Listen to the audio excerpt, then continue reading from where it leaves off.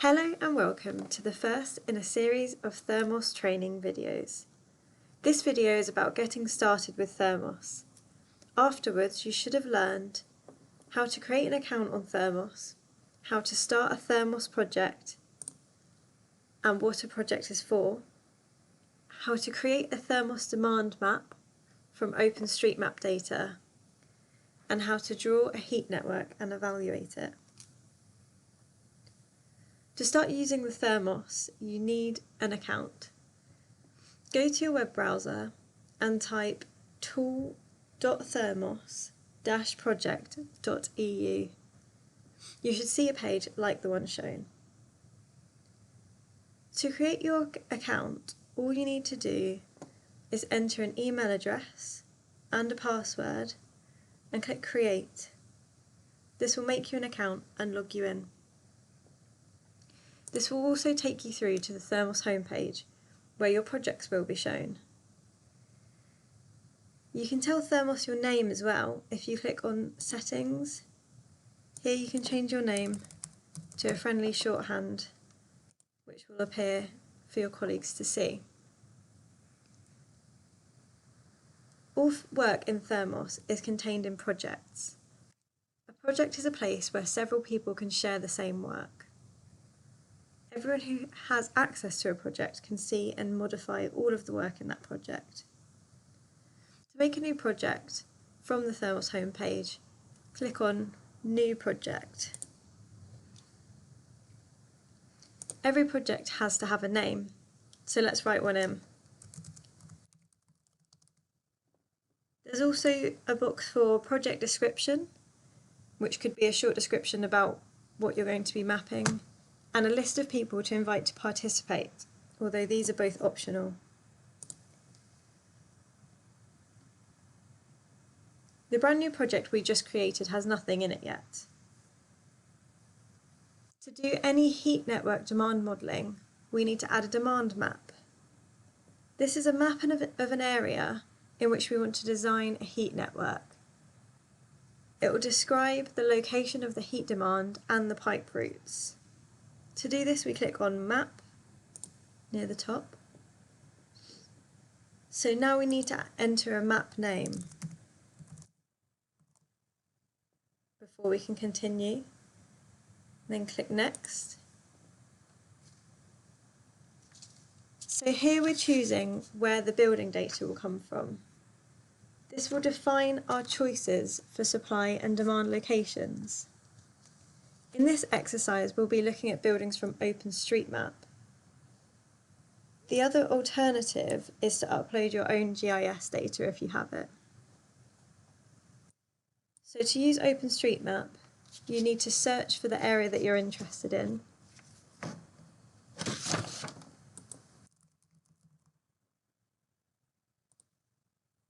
Now it's come up with the administrative boundary for Bristol. And then you can zoom in by holding the Shift key and drawing a box around a closer area. And I'll zoom in once more. And then select an area using this rectangle tool. And then click Next. Then we need to choose where our roads and paths will come from. This is going to determine where heat demand pipes can be installed. We're also using OpenStreetMap for this. Finally, we need to help the model estimate the heat demands. This is done through degree days for the particular location you're interested in. You can find these online. In this case, I'm just going to use the default and then click Create Map. So now THERMOS is thinking to try and create this map of the area that I've selected. Okay, so now just noting this warning that's come up about low quality 2D predictors. This refers to the buildings and the OpenStreetMap data, which might not be telling THERMOS how large they are, how many floors they have. So this could cause some of the heat demand data to be inaccurate. this is where using imported GIS data would have been better. So one of the things you can do in THERMOS is draw a heat network and ask THERMOS how good it is. So let's do this now in the map that I've just created. First we need to click HeatNet plus. Okay, so now we've got onto the network design page, centred in the area that I imported from OpenStreetMap. The network design page is divided into three main parts. In the top left, you can see a map. You can use this map to select and manipulate buildings and paths for your network. On the right, we've got the selection info page, which is currently empty. We'll use this to show information about particular buildings and paths that we've clicked on. And then at the bottom, you've got the candidate table, which is also empty. This will show information about the particular buildings and paths we're thinking of including for the network.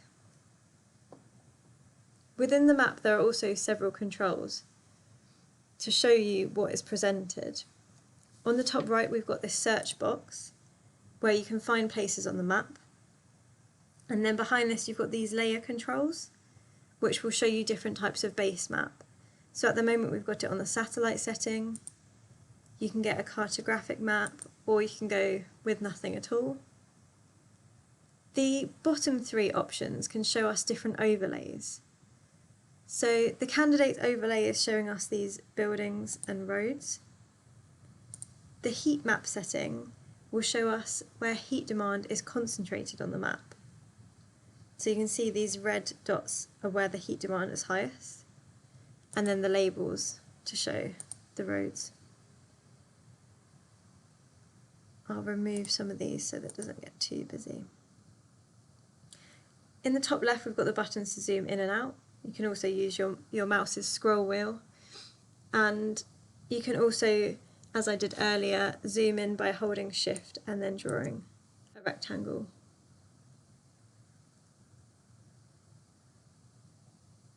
So now I'm just going to turn off the base map so that it looks less busy. So to ask THERMOS about a network, we need to tell it which buildings and paths we're using. So this is a two-step process. First, we need to select some candidates using the map, and next we need to mark these candidates as part of our network. So let's look at selecting some buildings. The simplest way to select something is by clicking on it.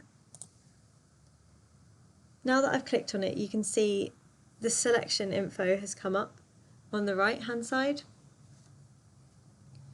So it's also surrounded by a thicker line, and it's become darker so you can see which building I've selected. Here we've got some information like the building type, the category it's in, the profile for the heat profile, and then you've got heat demand and heat peak, which have been estimated based on the OpenStreetMap data. If we select a path, it comes up with similar data but slightly different, tailored to the length of this bit of road or path and the base cost. So to add candidates to the network, you can select them and press the letter C. By pressing the letter C repeatedly, you're changing their colour, so from grey to blue, from blue to red, and then back to grey. Grey things are not being considered for the network. Blue things can be connected to the network, so they're optional, but only if the model thinks it's a good idea. And red things must be connected to the network if possible. So these are required.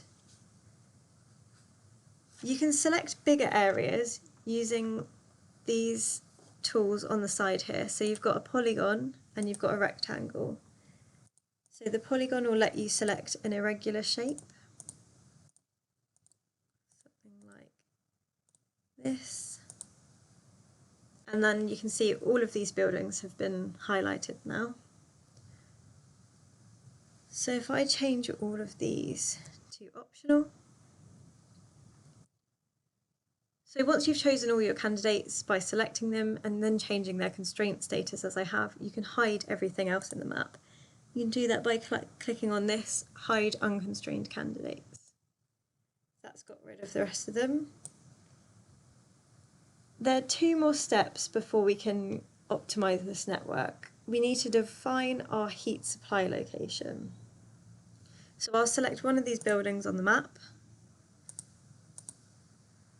and then press S on the keyboard for supply. So now we've got a small window that's popped up with our supply parameters.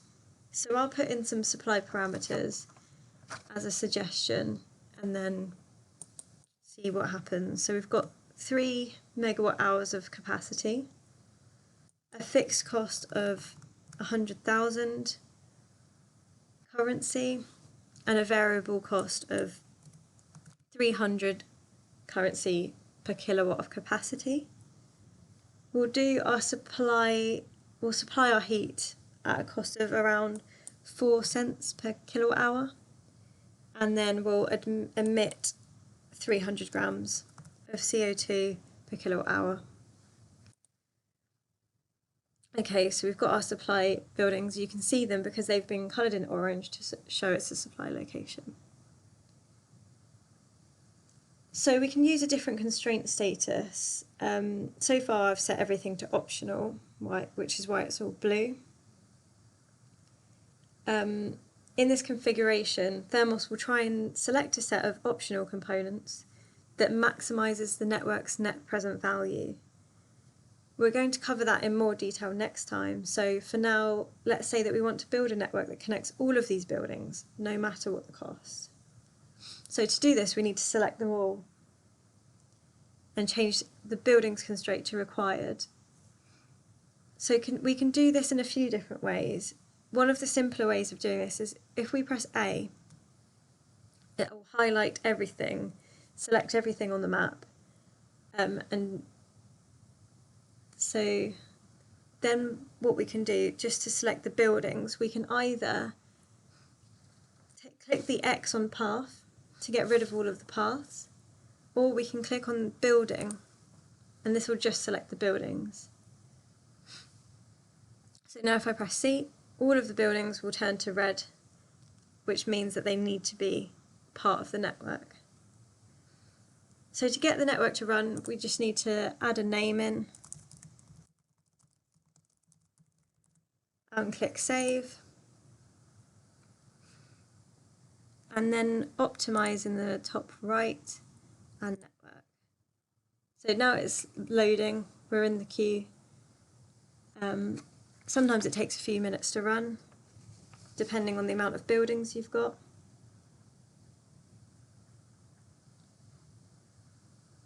Okay, brilliant. So the network has run. You can tell this by the fact there's another tab down here now. So we've got constraints and we've got solution. The constraints tab looks just as I set it, with the restricted buildings, the required buildings and the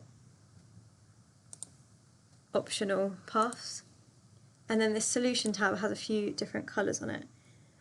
So the solution is showing us this dark orange colour. So network here, which means that it's part of the solution, it's been included in the network. There's a pale brown colour here, which means that it could have been included in the solution, but in this case it's chosen not to. So for example, this bit of path, it didn't need to use that bit of path because it's got this bit going up to it, and it didn't need to use this bit either. There's no point in including them in this solution. And then you've got this magenta purple colour, which means that it was impossible to connect it to the network. This is often because there's no path leading up to this building. As you can see, it's only got this building next to it, and therefore it can't feed through this building. It has to have a path coming up to it. So in this case, there is the ability to add a path. So you can do this. I've just gone back to the constraints tab.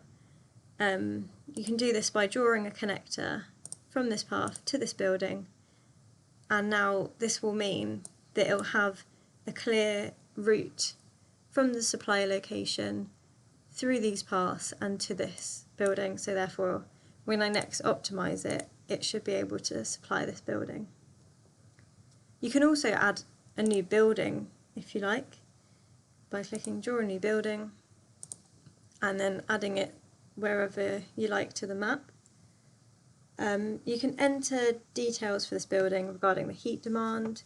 So these are things that you might have, for example, through planning developments. You might want to add a new building for that purpose, and in that case you might have a heat demand that you know about. So if you press E for edit, you can edit the heat demand and add it in the peak, change the tariff, add some insulation and give it a name and a category. There. And all you need to do is just to remember to add a path up to the new building, otherwise it won't be able to be included.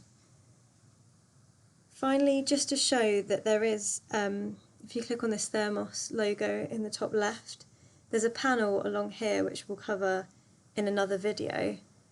You can find out more information about the chosen network, including its NPV, and you can also download the network as an Excel spreadsheet or a GeoJSON. So hopefully this video has helped you get started with the THERMOS tool. You should now be able to log in and draw your own heat network.